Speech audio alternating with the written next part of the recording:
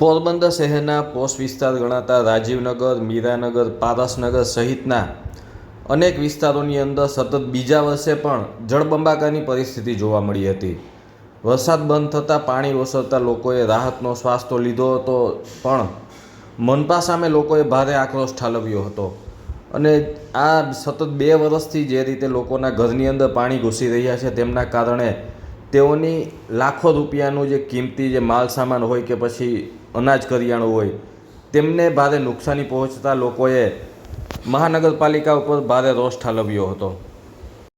અને અમારા 35 વર્ષના રહેવાસી છે, ક્યારેય અમને આવી કોઈ તકલીફ પડી નથી। છેલ્લા 2 વર્ષથી અમારે આ નદીની પોઝિશનમાં રહેવું પડે છે। અને હવે અમે સરકારને એટલું કહીએ છીએ કે અમે સાંઢિયા આપો, તમે અમને સાંઢિયા મોકલો અહીંયા, એટલે અમે સાંઢિયામાં બેસીને ક્યાંક નીકળી જઈએ। માણસના કોઈ આવવાના નથી।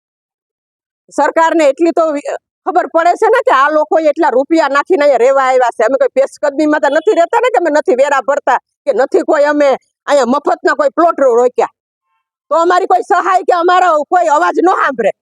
અમે અહીંયા છે ને 5-5, 10-10, 20 લાખ નાખીને રહેવા આવ્યા છે। અમારી માંગણી એટલી જ છે કે આ પાણીનો નિકાસ થવો જોઈએ। દર વખતે આવું થાય છે, તો અમારે દર ચોમાસે શું માથે મકાન લઈને ફરવું? હાલની પરિસ્થિતિ દર વખતે સામાન બગડે। દર વખતે મારા 40,000 નું ઓલું ટીવી શોકેસ બગડી ગયો, ઓલી વખતે ફ્રીજ બગડી ગયું, અને 1 રૂપિયો અમને નથી આવ્યો કે એક જ દીમાં ફોર્મ ભરાય। અમે તો બહાર રહીએ છીએ, તો અમારે કઈ વ્હીલ વાળું મકાન બનાવી દે અમને। નરસણ ટેકરી નજીક આવેલા રાજીવનગર, મીરાનગર, પારસનગર સહિત વિસ્તારોમાં હોડીઓ ચાલે તેવી પરિસ્થિતિનું નિર્માણ થયું હતું। આ વિસ્તારમાં કમરડૂબ પાણી ભરાતા લોકોના ઘરોની અંદર પાણી ઘૂસી જતા લોકોને મોટી નુકસાની સહન કરવાનો વારો આવ્યો છે। અહીંના સ્થાનિકોએ જણાવ્યું હતું કે છેલ્લા 2 વર્ષથી આ વિસ્તારની આ જ પરિસ્થિતિ જોવા મળતા તેઓને ભારે હાલાકી ભોગવવી પડી રહી છે। રાજીવનગરમાં છેલ્લા 2 વર્ષથી જે પરિસ્થિતિ છે એ જોતા લાગે છે કે વિકાસ ખરેખર ગાંડો થયો છે, કારણ કે આવો વિકાસ અમારે ન જોઈએ।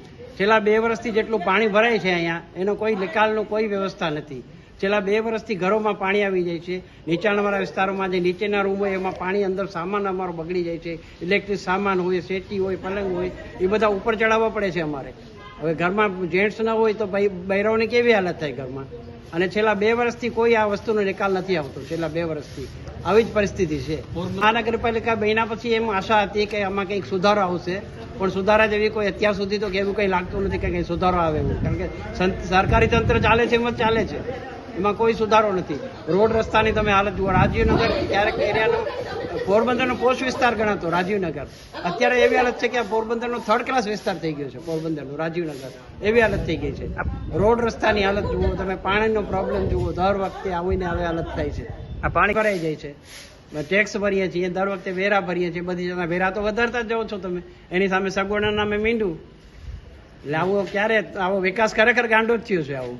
સ્થાનિકોએ રોષ સાથે જણાવ્યું હતું કે જો આવો જ વિકાસ હોય તો આ વિકાસ તેમને નથી જોઈતો, અને સાથે જ અમને ઊંટ આપી દો, જેથી કરીને તેઓ વરસાદી પાણીની અંદર સવાર થઈ અને બહાર નીકળી શકે, કારણ કે દર વર્ષે આ જ પરિસ્થિતિનો તેઓ સામનો કરી રહ્યા છે અને તેઓને દર વર્ષે લાખો રૂપિયાની નુકસાની સહન કરવાનો વારો આવી રહ્યો છે। અમે 18 વર્ષથી રાજીવનગરમાં રહીએ છીએ। છેલ્લા 2 થી 3 વર્ષમાં એટલું પાણી આવી જાય છે અને અમને એટલી હાલાકી થઈ છે કે કોઈ તમે એનો પ્રશ્નનો કોઈ નિકાલ જ નથી। અત્યારે પોરબંદરના બધા મોટા મોટા એમ કહે છે કે મહાનગરપાલિકા, આ મહાનગરપાલિકાની નિશાની છે। એટલા વર્ષથી આ કંઈ થતું નહોતું ને હવે અમને કેર પાણી આવી જાય તો અમારે કરવું શું? અમે એકલા લેડીઝ છોકરા હોય તો અમે સામાન ઉપર કેમ ચડાવીએ? અને ગયા વર્ષે અમારે કેટલી નુકસાની થઈ હતી, 1 રૂપિયો મળ્યો નથી, બરોબર? આ બધી મોટી મોટી વાતો જ થાય છે ખાલી। મોલ બનાવ્યો, મોલને હિસાબે પાણી ભરાય છે, અમને શું ફાયદો એમાં? રૂપિયા ખાવાના ખવાઈ ગયા, બધે હગે વગે થઈ ગયું। અમારે કઈ લાગે વળગે નોર્મલ પબ્લિક ને ઓનલી ફોર હેરાન થવાનું જ આવે છે। અમારી એ માંગણી છે કે ભાઈ આવું તો ન જ થવું જોઈએ। કમસે કમ અમે વેરા ભરીએ, અમે ટેક્સ ભરીએ, અમે શું નથી આપતા ઈ ખાલી કયો એમ। અમે બધું આપીએ છીએ, બરોબર, અને અમે છીએ તો દેશ હાલે છે, એટલી વાત યાદ રાખજો આ બધા મોટા મોટાની તોય, બરોબર? નોર્મલ પબ્લિક જ ન હોય તો રાજા શું કામનો? જ્યારે પ્રજા જ ન હોય તો રાજા કોઈ કામનું નથી, બરોબર? અમારા ઘરમાં આ વખતે તો ગોઠણ સુધી હતું, ગયા વખતે કેળ સુધી પાણી હતું, બરોબર? આ વખતે ગોઠણ સુધી પાણી હતું। અમે એટલા વરસાદમાં હું ને મારા છોકરાઓએ અમે કેમ સામાન ઉપર ચડાવ્યો અમને ખબર છે. અમે જ નહીં, આ બધાએ ચડાવ્યો, કારણ કે પાણી આવી જાય, સામાન બગડી જાય તો કોણ રાહ જોવે? કોઈ પૂછવાય નથી આવતું. ઓલી વખતે નહોતા આવ્યા કોઈ. કરવાનું શું હવે આમાં? એટલે ઈ જ ખબર નથી પડતી કે આમાં વિકાસ ક્યાં છે, ઈ જ ખબર નથી પડતી. બરોબર.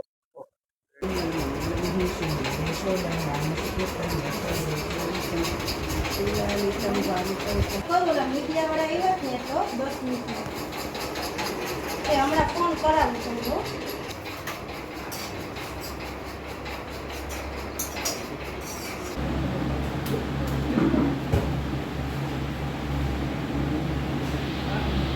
રાજીવનગર વિસ્તારમાં રહું છું, સર્વિસ સેન્ટર પાછળ. અને છે ને અમારે એટલો પાણીનો ત્રાસ છે ને કે અમે એકલા માણસ શું કરી શકીએ. ને આમાં શું છે કે પાછા આ લોકો અમને કઈ સહાય આપતા નથી. અમારે ગયા વર્ષે અમારું કેટલો સામાન બગડી ગયો. અમારા ટીવી, ફ્રીજ છે, વોશિંગ મશીન તો અમે કઈ ઉપાડીને ઊંચે નથી મૂકવાના. મોટર ને આ ને તેને બધું તો આટલું અમારે બગડી ગયું. અમારી પાસે બધું લખાવી લીધું, પૈસા આવ્યા છે છતાંય અમને આપ્યા નથી એ લોકોએ. એ બધી ચામ કરી ગયા. તો હું તમને હેરાન કરવા હાથું રાખ્યા? અમે હાઉસ ટેક્સ નથી આપતા, પૈસા તો અમે આપીએ જ છે. તો એ તો તગડો લેવા આવો, નકર તરત જ તમે સીલ મારવા આવો છો. તો ત્યારે તમારે વિચાર કરવું જોઈએ, તમે કરોડોના ખર્ચા કરો છો, કોને માટે કરો છો? અમારા માટે તો નથી કરતા ને. તો તમે આ પેલા આનું કરો, જે હળગારવાની કઈ જરૂર નથી.